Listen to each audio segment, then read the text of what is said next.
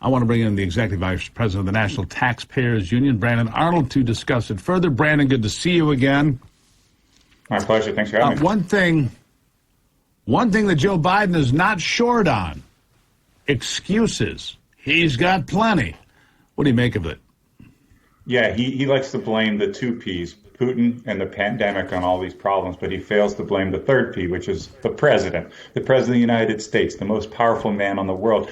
And on top of that, he's got a Democratic Congress working with him. He should be able to pass any tax or any spending bill that he wants without bringing a single Republican into the fold. They don't need a single Republican vote. Yet, when they look at these problems facing America, of course, inflation being the biggest one, they're blaming the junior senator from Florida, Rick Scott, for all of these problems because he introduced a plan that many Republicans don't even like. Listen, the buck stops here, right? The president is in control of the government, and the president can enact policies that would improve these conditions for Americans. They're just asleep at the switch right now. Yeah, asleep at the switch and no intention of waking up anytime soon. The fact of the matter is energy policy in America should have us thriving in natural gas. We have more natural gas than anyone. We have governors around the state, like the governor of Michigan, making emergency requests to keep nuclear plants open because suddenly they realize they've closed too many coal-fired power plants, so they're making emergency requests. A nuclear plant in Michigan set to shutter at the end of May, 31st of May, it'll close. It's several nuclear plants around the country where the governors are suddenly going, oh, we can't do that. Oh, why not? You mean the windmills aren't strong enough to power the grid? Your little solar panels aren't getting it done? Your little pedal car with the squirrels isn't getting us around the block? All true because of terrible planning and policies that are worse. What do you say? Yeah, I mean, this is the problem that's facing Europe right now. They wanted to move away from traditional electricity sources. They wanted to generate clean, renewable energy, and that's all fine and good. But they did so in such an abrupt fashion, shutting down nuclear plants, shutting down coal plants. And what they did was created a huge reliance during the transitionary period on natural gas. And of course, that is biting them in the rear end right now when we have these hostilities in Russia and Ukraine. Many countries, including Europe, have blocked Russian imports. That has made their energy prices skyrocket, even worse than what we're dealing with in the United States. But guess what?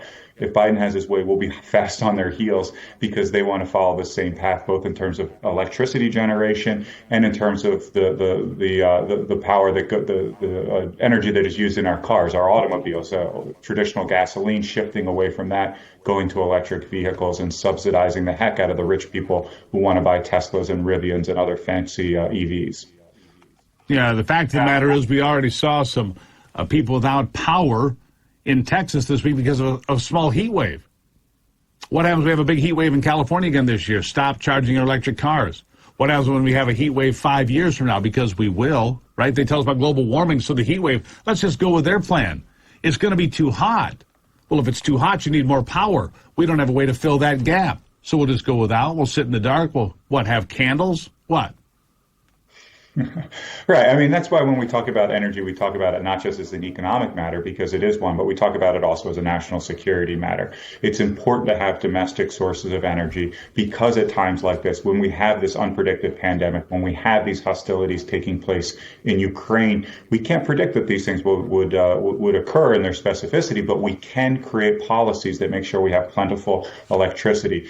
The Biden administration's plan has been to rely on the Strategic Petroleum Reserve. That's a failed plan. They tapped into that late last year in November. They tapped into it again in March. They're talking about tapping into it again. Guess what? As they do so, energy prices continue to rise. We're breaking records, not in a good way. We're breaking records when it comes to gasoline prices.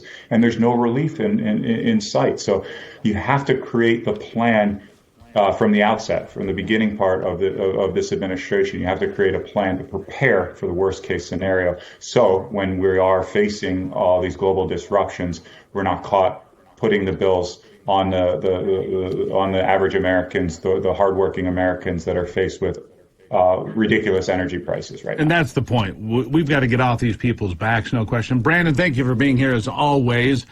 This problem isn't going to alleviate itself anytime soon, so I'm sure we'll talk again soon. Thank you.